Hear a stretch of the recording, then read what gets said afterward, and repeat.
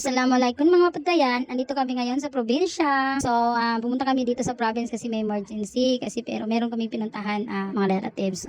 So, ito nga kasama ko yung si pamangkin ko yan sa tabi ko. Yan si Josie. Then, si Shamara. Tapos yung anak ng pinsan namin yung nagdadrive. Bata pa yan. Nasa 11, 12 years old. Marunong na yan magmotor. Kasi, alam niyo mga patayan, sa province kasi, marunong ka mag-drive ng motor. Kasi, lalo na pa yung mga babae. Kasi pag hindi ka marunong mag-drive ng motor, kawawa ka kasi malayong mga pagitan ng bahay at saka malayo yung mga binibilihan, halimbawa yung palengke. Kung wala yung lalaki, hindi ka talaga makakalis or hindi ka talaga makakapagpalengke pag hindi ka marunong mag-motor. So kailangan talaga guys, kahit yung mga bata pa dyan, tinuturo na yan mag-drive para nila, kahit nautusan sila bumili ng tubig, so pwede silang utusan kasi marunong naman. So dito sa kanila, pwede silang mag-drive kasi probinsya naman so yung kalsada, hindi siya national highway. Mga motor-motor lang, pero complete na siya mga papatayan. Tingnan niyo yung bata na nagdadrive na kasama namin. Siguro mga 11 years old yan to 12 years old. Tingnan niyo man kung makapag-drive. Akala mo naman professional, di ba, mga papatayan. Proud talaga ako sa mga bata dyan kasi marunong na sila. Pero doon sa city, Davao City, yung mga ganyang edad is hindi na allow na mag-drive ng mga ganyan, mga motor. Kasi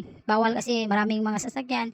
Tsaka bawal pa silang mag-drive. Kailangan nilang 18 and above para makapag-license sila. At saka pwede na silang mag-drive doon kahit sa. Kaya nga mga papadayan, kaya nang sabi ko, kahit yung mga babae is kailangan talaga nilang matutong mag-drive. Kasi yun na nga yung sinasabi. Pag wala yung lalaki or pag wala magda-drive sa'yo, hindi ka talaga makakalabas or hindi ka talaga makakapunta ng palengke kung hindi ka marunong. So yun na nga yung nakita ko is babae, matanda, mga bata is nagda-drive na sila, grabe as in. Kasi ako guys, hindi talaga ako marunong mag-drive. Takot ako mag-drive.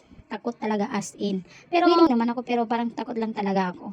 So, ayun na, papalabas na kami. So, yung kalsada na yan is papunta na yan sa tawag nila, Linak. Parang pinakapasok na yun talaga na baryo nila. Galing din kami dyan kanina. So, babalik lang kami papatayan kasi nakikita na yung kasama ko, yung pamangkin ko. Iniwan niya yung phone niya doon sa pinsan niya kasi nakalimutan yung pattern ng phone niya. So, iniwan niya doon para maayos. So, bumalik kami para kunin yung cellphone niya. So, bibili sana kami ng mineral water. Pero, hindi kami nakabili kasi hinanap namin yung pinsan, yung pamangkin ko, lalaki siya, yung pamangkin ko as in, nalibot namin yung pinakabaryo doon, yung pinakasulok-sulok na doon pero hindi pa rin hanap. Nakabalik na lang kami doon sa destination namin kanina, wala pa rin. So nag-decide na lang kami na bumalik kami doon sa doon sa bahay ng pinsan ko. Na lang namin tayo yung pamangkin ko na hatid yung cellphone. Tsaka happy ako kasi nalibot ko siya, na-experience ko kung yung pakiramdam ng nakasakay ng ganyan. Nakasakay rin naman ako kasi nakikita niyo naman yung sa mga vlogs ko na nakasakay din ako sa motor. Pero ang kaibahan lang, yung motor na sinasakyan ko yung sa amin is closed. So ito, ang tawag nila dito is payong-payong. Yung open talaga, lahat talaga ng hangin nasa mukha mo, alikabok. Yung init nasa mukha mo talaga papunta. Pero at least okay lang yun kasi kahit umuwi na kami ng Davao, na-experience namin yung sumasakay ng ganyan.